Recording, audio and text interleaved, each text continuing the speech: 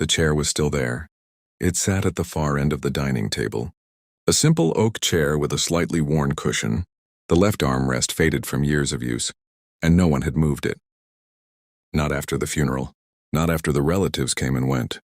Not after the casserole dishes were returned and the sympathy cards stopped arriving and the house went back to being just a house, instead of a place where people gathered to grieve. Daniel Harmon had moved everything else. He had donated his father's clothes within the first week because his therapist from 8 years ago had once told him that environments shape emotions, and he believed that. He had cleared the medicine bottles from the bathroom counter. He had changed the screensaver on the shared family computer from a photo of his father fishing at Lake Norman to something plain and blue.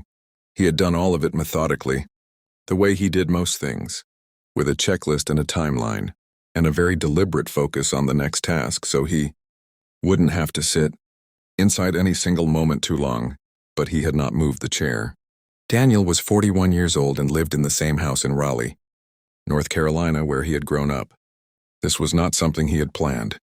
At 22, he had left for Charlotte with a finance degree and a very clear image of the life he was building, the apartment, the career, the eventual family, the slow and steady accumulation of a life that looked nothing like the quiet small house on Birchwood Drive, where his father had raised him alone after his mother left when Daniel was 9. But his father's first stroke came when Daniel was 34. Minor, the doctor said. A warning. His father, Robert Harmon, said he was fine, said Daniel shouldn't uproot his life, said he had managed alone for 25 years and wasn't about to stop. Daniel moved back anyway. He told himself it was temporary. He told his colleagues it was temporary. He told the woman he had been seeing for 7 months, Claire, who was warm and patient and ultimately not patient enough, that it was temporary. 7 years later, he was still there. Claire was married to someone in Asheville. His colleagues had become distant acquaintances. And Robert Harmon had lived 7 more years. Slower years, quieter years. Years marked by a second stroke and a walker and an oxygen tank that hummed through the nights. But real years, present years, shared years. Robert Harmon died on a Tuesday morning in March, in his own bed with Daniel sitting beside him reading a John Grisham novel out loud because his father had always liked the plots but never had the patience to read them himself. That was 4 months ago. The grief counselor Daniel saw every other Thursday was a woman named Patricia Wells, and she was good at her job in the way that meant she asked questions that Daniel couldn't answer as efficiently as he wanted to. "Tell me about the chair," she said in their 6th session. Daniel had mentioned it once, briefly in their 2nd session, the way you mention something you don't want to examine too closely, slipping it into a sentence and then moving past it quickly. Patricia had not moved past it. "It's just a chair," Daniel said. "You've moved nearly everything else in the house." "The chair doesn't bother me." Patricia looked at him steadily. She had that quality, the ability to let silence do the work she didn't need to do herself. "It doesn't bother me," Daniel said again.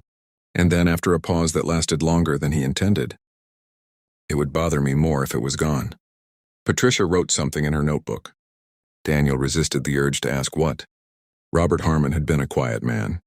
Not cold, quiet in the specific way of men who express love through action rather than language. He fixed things. He showed up. He drove Daniel to every baseball practice for 6 years without ever once missing a game.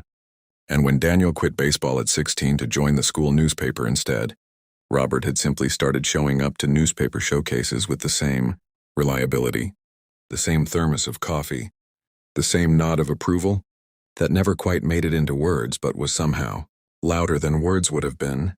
He was not a man who said "I love you" easily. He said it, but it cost him something each time. You could see it. A slight gathering of himself before the words came out, like someone preparing to step off a ledge they weren't quite sure of. Daniel had learned to receive it that way, not as reluctance but as weight, as something that meant more because it wasn't casual. The last time Robert said it was 3 days before he died. Daniel had been helping him to bed, the nightly routine they had developed over 2 years, the medication, the oxygen, the particular way Daniel adjusted the pillows that his father had taken 2 weeks to admit he preferred. Robert had looked up at him from the pillow and said, in a voice that was smaller than it used to be but somehow no less certain, "You gave up a lot to come back here." Daniel had said, "I didn't give up anything that mattered." Robert had held his gaze for a long moment. And then that gathering of himself, that small stepping off the ledge. "I love you, son." Daniel had said it back. And then he had turned off the bedside lamp and gone to his own room and sat on the edge of his bed in the dark for a long time. He had known, he thought. He had known without knowing. The house was loudest at dinner. Not because dinner had ever been a loud meal. Robert Harmon was not a man for background television or constant conversation at the table. But there had been presence. The sound of a fork against a plate. The particular way his father cleared his throat before saying something. The way he would push his chair back at the end of the meal, with a specific two-handed motion, and say simply, "Good meal," whether Daniel had cooked or ordered takeout, whether it was steak or a bowl of cereal. Now the kitchen was silent in a way that had texture. Daniel cooked dinner and set the table, for one, and sat down in the empty chair across from him was simply there, not haunting exactly. Not dramatic, just present the way an absence is present when it is specific enough to have a shape. He had tried once in the second week to eat standing at the counter, to not look at it. That had felt worse, like pretending. So he kept sitting at the table, across from the empty chair. And he ate his dinner, and sometimes he talked, not out loud, not quite, but in the way that people do when grief makes the walls feel thin. He said small things like his father would have found interesting. The weather, the neighbor's new dog, a story he had read about the Appalachian trail that Robert had always said he wanted to hike and never did. It wasn't madness. He knew that. It was just the specific mathematics of loving someone for 41 years. The habits don't know yet that the person is gone. His sister called on Sundays. Diane, 3 years older, living in Portland with her husband and 2 teenage sons.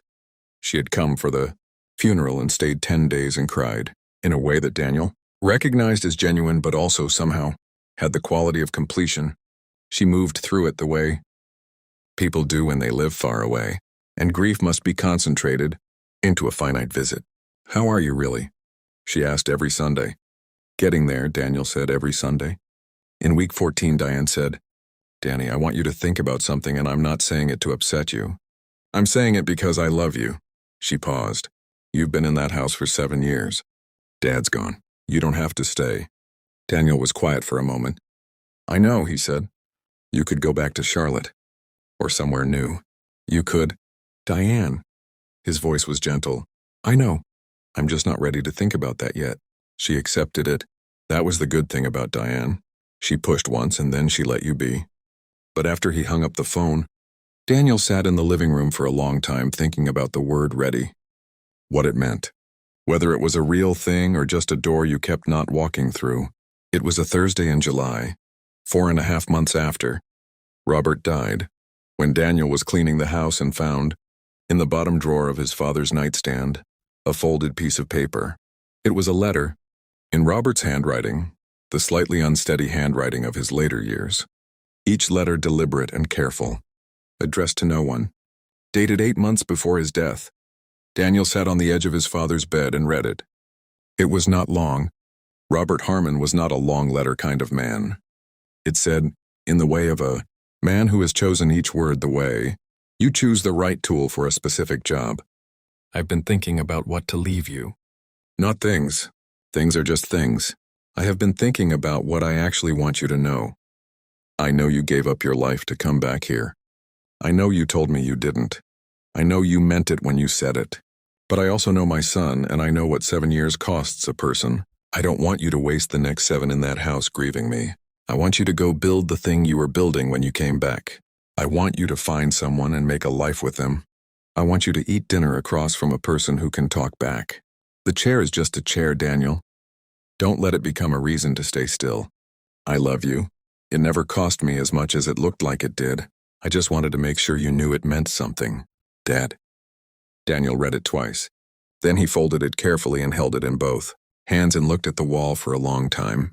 He did not cry immediately. The crying came later, that night at the dinner table, sitting across from the empty chair for what he already understood would be one of the last times in this particular way.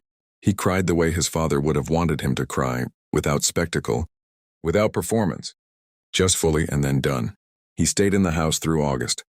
He painted the kitchen a different color because he wanted to, not because he was erasing anything. He had dinner with Patricia, Wells's recommendation, a grief support group.